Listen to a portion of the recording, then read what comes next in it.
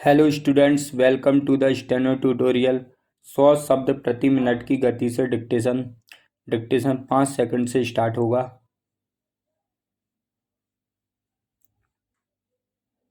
Yes, start. सभापति जी, इस बिल में सुधार करने के लिए जो संशोधन रखे गए हैं मैं उनका समर्थन करता हूं, लेकिन इसके साथ मैं यह भी निवेदन करना चाहता हूं कि यह बिल बहुत देर से आया है।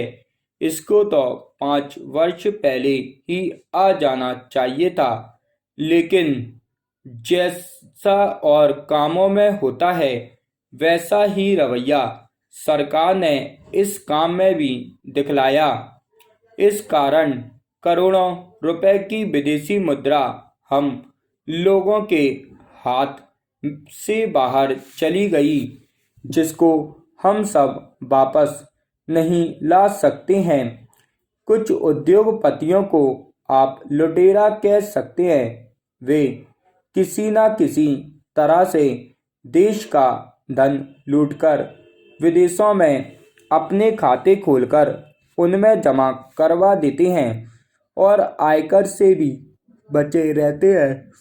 उनमें केवल वही लोग नहीं होते, उनका साथ देने वाले हमारे यहाँ के बड़े बड़े अफसर होते हैं जिनका उनमें हाथ रहता है। मैं दो तीन उदाहरण आपके सामने रखना चाहूँगा जो सरकार के करोड़ों रुपयों के आयकर को हजम कर रहे हैं। Paragraph change. श्रीमान, काले धन का बहुत जिक्र किया जाता है। काले धन को हम लोग अंधों की तरह ढूंढते हैं कि वहाँ पर क्या हुआ। कोई 500 करोड़ रुपया कहता है, कोई 1000 करोड़ कहता है और कोई 2000 करोड़ बताता है। यह धन तो ऐसा होता है कि जिसे कोई देख नहीं सकता। यह धन हाथी के समान है जिसे समूचा एक साथ देखना कठिन है। देश में जो काला धन है उसको वसूल करने के लिए सरकार जितनी भी कोशिश कर रही है, काला धन उतना ही बढ़ता जा रहा है। तभी तक सरकार को यही ज्ञात नहीं हो सकता है कि देश में कितना काला धन है। लेकिन प्रश्न यह है कि जो विदेशी मुद्रा के जरिए दूसरी जगह बैंकों में पैसा जमा हो जाता है, वह कैसे बाहर आ सकेगा, यह समझ में नहीं आता। देश का काला धन तो देश में ही है, कभी ना कभी उसको आप पकड़ लेंगे, मगर जो धन देश से बाहर विदेशी मुद्रा में चला जाता है उसे आप कैसे रोक सकते हैं, यह सरकार को विचार करना चाहिए।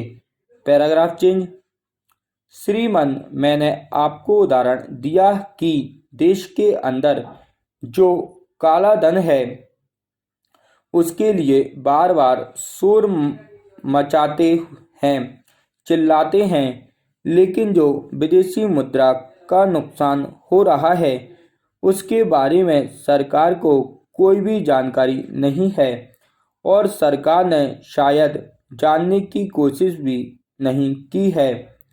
Paragraph change.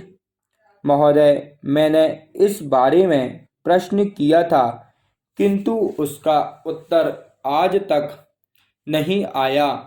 मेरी समझ में नहीं आया कि सरकार इस बारे में आंकड़े क्यों नहीं इकट्ठा करती, कार्रवाई क्यों नहीं करती।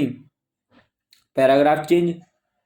श्रीमान, इस बिल में कदम उठाने के नाम पर सरकार ने कई मदों में सजा बढ़ाई है, लेकिन जो कानून है उनको अमल में लाने के लिए सरकार के पास मशीनरी नहीं है।